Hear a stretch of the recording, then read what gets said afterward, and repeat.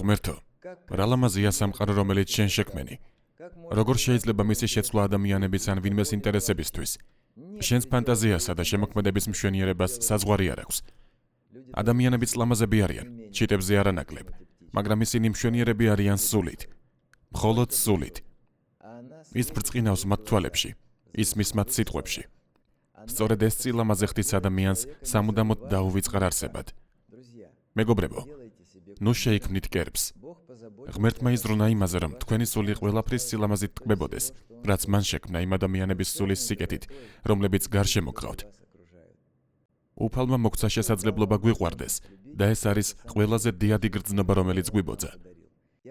მე ვიცოცხლე 74 წელი, მალე 75 შემისრულდება, მაგრამ რა შესანიშნავია, რომ ჩემი სული დღითიდღე ახალგაზრდავდება და სიხარულით ივსება თითოეული კარგი საქმისგან, რომელსაც ვხედავ მას შემდეგ, რაც საქართველოში საქველმოქმედო ფონდი დავაარსე.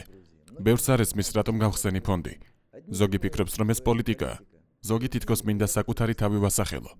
ღმერთო, როგორ ცდებიან. ფონდის მიზანი არ არის სახელმწიფოს ჩანაცვლება, რომ უსახლკაროებს სახლები ავუშენოთ, ბავშვებს ჩავაცვათ და ავახუროთ, ზამთრის ქარისა და ცუდი ამინდისგან დავიცვათ და მთვრალი მშობლებისგან ვიხსნათ. რამდენი საშინელების ჩადენა შეუძლია ადამიანს. მაგრამ ისინი, ვინც მონაწილეობენ ჩვენს პროექტებში, გამორჩეული ადამიანები არიან და მნიშვნელობა არ აქვს ეს ფულია თუ უბრალოდ თანაგრძნობა. ბევრს ფული არ აქვს. თუ კი პოსტის წაკითხვის შემდეგ ადამიანის სული აგრძელებს სხვების სირთულეებზე ფიქრს, გულწრფელად უნდა დაეხმაროს. ფიქრობს იმ ადამიანზე და არასდროს ივიწყებს, რომ არსებობს ისტორიები, ბევრად უარესები, ვიდრე მისი საკუთარია. სწორედ ეს არის მიზანი, რომელიც მე დავისახე 14 წლის წინ, როდესაც დავაარსე ფონდი. მე ბედნიერ ადამიანად ვიქეცი და ვერავინ დამიშლის ბედნიერი ვიყო, სანამ სხვების გასაჭირს ვგრძნობ. სამწუხაროდ წლების განმავლობაში მეხსიერება უარესდება და ძალიან მწუხვარ, რომ ვერ ვიხსენებ ყველა იმ ასეულან ათასობით ადამიანს, ვისაც ჩვენ დავეხმარეთ. მე ხომ მათ არასდროს ვნახულობდი და არასდროს მსმენია მათგან მადლიერების სიტყვები.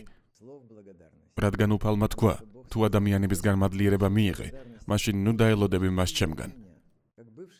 როგორც ყოფილი გამომძიებელი და პროკურორი, ხშირად ვფიქრობ იმაზე, რომ ბევრი ადამიანი, ვისაც ჩვენ ვეხმარებით, თავად არის დამნაშავე საკუთარ პრობლემებში, მაგრამ განა გვაქვს უფლება გავკიცხოთ ისინი. ნუ თუ გვაქვს უფლება ვასწავლოთ მათ ცხოვრება, როცა თავად ყოველდღე ვუშვებთ შეცდომებს, საშინელ, უპატიებელ სისასტიკეს, ზოგჯერ სიძულვირით აღსავსეს, რაც ღმერთისთვისაც კი მიუღებელია. განსაკუთრებით იმიტომ, რომ ღმერთი არის სიყვარული, მასში სხვა არაფერია, ის არ აწარმოებს ომებს, არ კლავს არავის, მაგრამ თუ ჩვენი გულისკარი ღიაა, ის გვეუბნება, გიყვარდეთ თქვენი თანამემამულეები, რომელთა ენა გესმით, რადგან ის თქვენთვის მშობლიური არის. ეს სიტყვების შემთხვევით მომაფიქრდა, როცა ჩვეულებრივ ვსეირნობდი საღამოს, რასაც ხშირად ვაკეთებ ჩემს ძაღლ მოიშესთან ერთად. დაუცებ ამ სილამაზის ხილვისას, გულში მოზღვავდა ემოციები. მე როგორც შეძლებული და ბუნებაზე შეყვარებული ადამიანი, ხშირად ვსტუმრობდი ისეთ ადგილებს, სადაც ადამიანების აბსოლუტური უმრავლესობა არასდროს მოხვდებოდა.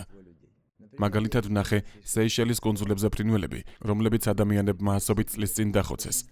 მათი უმრავლესობა ვერ დაფრინავს და ვერ იცავს თავს. სასაცილოები, გაქცევას ცდილობენ, მაგრამ ამავდროულად რა მშვენიერი არსებები არიან. უსუსურები და სულით მშვენიერები. ეს არიან საუკეთესო ადამიანები დედამიწაზე, ღმერთის რჩეულები, ნეტავ ისინი, რომელიმე ცალკე კუნძულზე დაგვესახლებინა.